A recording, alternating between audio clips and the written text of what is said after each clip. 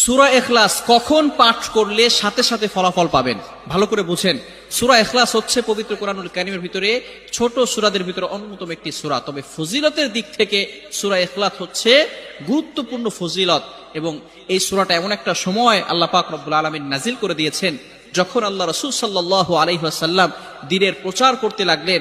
এমন সময় আল্লাহ পাক রব্বুল আলামিন এক আল্লাহর দাওয়াত দিতে লাগলেন। তখন কাফেররা আল্লাহ রাসূল সাল্লাল্লাহু আলাইহি সাল্লামকে কোশ্চেন করলো যে, মুহাম্মদ, তুমি তো এক আল্লাহর দাওয়াত দাও, আমরা তো কোটি কোটি দেবতার পূজা করি, তারা আমাদের সমস্যার সমাধান করতে পারে না। তুমি যে আল্লাহর দাওয়াত দাও সেই আল্লাহ কয়জন এবং সেই আল্লাহর সন্তান আছে কিনা?